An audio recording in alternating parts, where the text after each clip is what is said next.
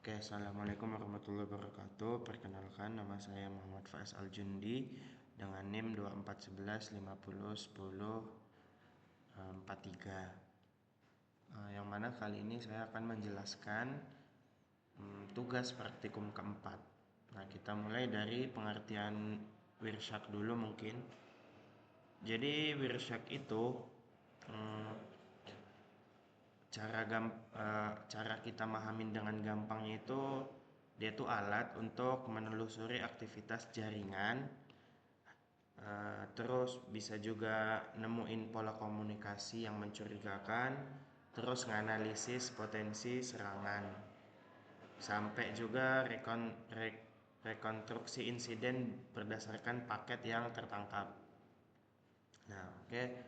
Ini kita udah masuk ya. Ini kita masuk ke file yang udah disiapin sama Mbak Aspra. Nah, di sini kita lihat ini banyak banget ya. Apa namanya? Data-datanya. Nah, jadi buat kita ngeliat semua IP address itu kita tinggal pencet yang statistik, terus pilih ke IPv4, lalu all address. Nah, ini muncul semua IP-nya ya, semua IP-nya. Nah, fungsinya apa gitu? Ini fungsi statistik tadi tuh kayak ngeliat jumlah request atau paket yang dikirim atau yang diterima gitu. Nah, kegunaan fiturnya apa? Itu buat mengidentifikasi IP yang paling aktif dalam jaringan. Nah, ini kita bisa lihat ya berapa persennya. Terus bisa tahu juga apakah IP itu mencurigakan atau enggak. Kita bisa ngelakuin traffic sangat besar gitu. Terus bisa juga ngelihat pola antar host. Nah, yang terakhir itu nganalisis siapa pengirim dan penerima dominan di dalam file pcap-nya. Nah, oke, lanjut. Kita masuk ke bagian filter. Nah, ini ya space di kolom ini buat ngefilter. Kita bisa cari, mungkin kita ketikkan TCP, mungkin contoh pertamanya. Nah, ini buat nampilin semua paket TCP. Jadi kita tinggal pilih aja mau TCP, UDP, atau HTTP, mana yang kita butuhin. Ini fungsinya untuk ngefilter mana yang kita mau jelasin gitu. Nah, selain itu juga kita bisa ngefilter berdasarkan IP addressnya. Contohnya IP, nah ini uh, dot addr sama dengan 192. Aku ambil yang paling atas yaitu 168 1. Kita terserah mau ambil berapa aja. Mungkin kita ambil yang ini, coba 1159. Kita enter. Nah, ini ya, ini keluar. Ini buat nampilin semua paket yang melibatin satu IP. Jadi ini itu dilibatin sama satu IP ini. Nah, terus kita juga bisa ngelihat paket yang dikirim dari IP tertentu. Coba kita tinggal ubah ininya aja menjadi SRC atau source. Nah, jadi ini nampilin paket yang dikirim juga dari IP-nya itu ya. Nah, yang terakhir itu ada DST. Itu buat, oke, maaf teman-teman, tadi ada kesalahan, kayaknya kepencet berhenti. Nah, yang tadi itu sedikit revisi ya. Itu SRC Itu source-nya dulu dari mana, baru destinasinya kemana, tujuannya kemana gitu.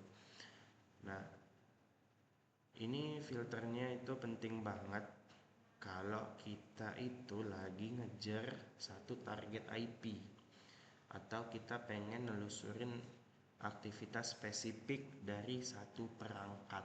Nah, fungsi filter ini gitu ya teman-teman. Nah, selanjutnya ini udah, kita langsung ke network miner aja sebentar. Nah, ini network miner juga open file, itu masukin yang udah dikasih ya, yang udah disiapin di lensa. Nah, itu kita langsung aja jelasin. Jadi di sini aku ambil yang 168.168.1.10.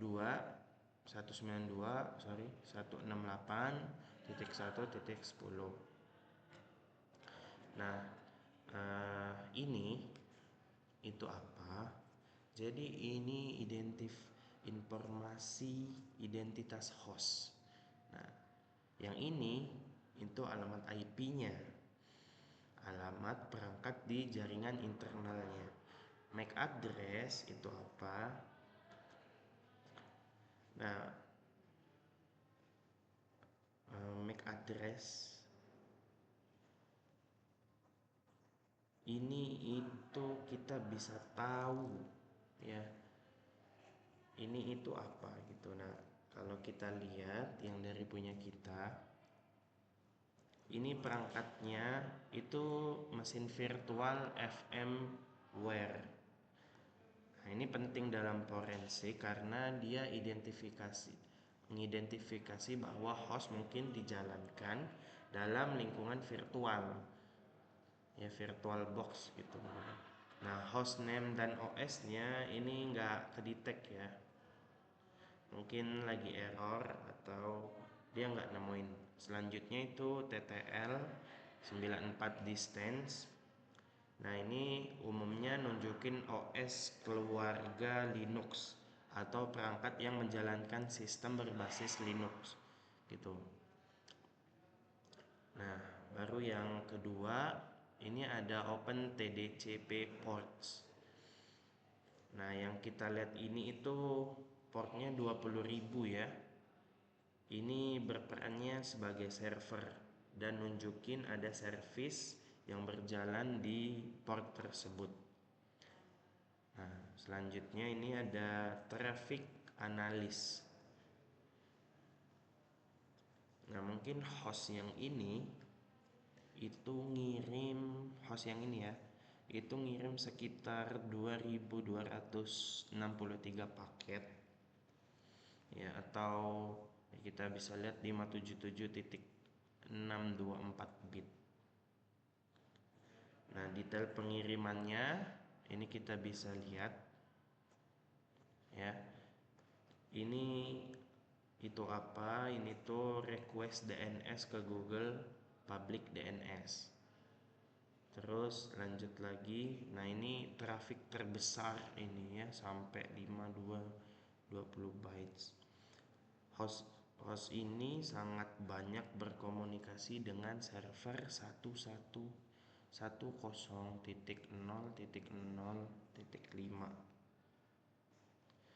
Yang ketiga, ini trafiknya kecil, host antar lokal doang.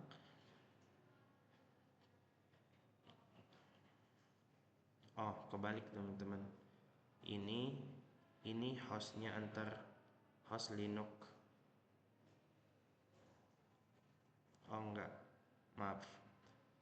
Ini komunikasi kecil antar lokal, dan ini komunikasi sekali ke host Linux lain. Baru yang terakhir, ini broadcast adalah ini broadcast ARP atau pengumuman jaringannya. Terus lanjut ke retrieve paket. Yang tadi itu ada send paket, ini retrieve paket. Nah, host hanya menerima 2 paket ya. Ini berarti host lebih banyak mengirim dibanding menerima. sehingga host ini tampak sebagai pengirim aktif. Detail penerimaan bisa kita lihat, jumlahnya kecil banget dibanding host yang dikirim. Jadi ini penerimanya itu lebih sedikit dari yang ngirim. Nah, baru yang kelima itu ada session. Incoming sessionnya itu ada 197. Nah, ini nunjukin sesi koneksi masuk ke hostnya. Artinya tuh host beberapa kali menerima koneksi walaupun datanya kecil.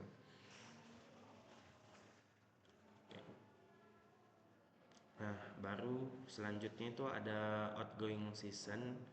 Kalau ini in itu masuk, kalau out itu keluar. Ini nunjukin host ngelakuin lebih banyak koneksi keluar. Jadi dia memperkuat bahwa host ini adalah pengakses aktif. Ini ya. Nah, selanjutnya yang terakhir itu ada host detail. Ini ada requeried DNS name exfil.example.com.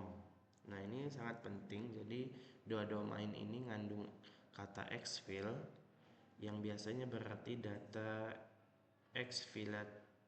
exfiltration, yaitu upaya mengirim data keluar secara rahasia. Waduh. Nah, itu yang ke B. Lanjut lagi ada web browser agent forensic SIM 1.0. Nah, ini buat apa? Ini nunjukin bahwa lalu lintas ini mungkin dihasilkan oleh traffic simulator atau forensic training toolkit, banyak mod. Nah, yang terus juga kita masuk ke pembahasan ini. Nah, message ini kita ngebedah request yang diterima gitu ya.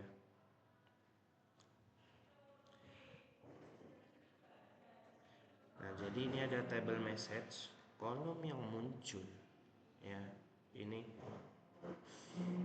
apa? Frame NR itu nomor paket dalam file pcap-nya, source itu pengirim paket, destination itu penerima, from itu identitasnya, to itu identitas penerima, subject itu isi pesan singkat atau judul komunikasi, protokol itu bagian dari protokol message AOL atau AEM. Nah, timestamp itu waktu pesan dikirim. Nah, lanjut, ini kita interpretasi isi pesannya apa. Yang pertama itu pesannya here's the secret. Mungkin ya ini kepotong. Apa here the secret apa ini ya, kita lihat bisa. Here the secret resides. I just download it from the file server. Just copy and thumb drive and you're good to go. And gitu. Terus ada see you in Hawaii. Ada juga pesan HTML, ini berupa kode ya mungkin ya, berisi konteks teks gitu. Nah, ini itu adalah instant message atau yang kita sebut IM yang berhasil direkonstruksi dari pcap. Nah, ini nunjukin bahwa dalam traffic tersebut terdapat komunikasi berupa pesan personal yang ditangkap oleh network capture. Gitu ya, teman-teman. Terus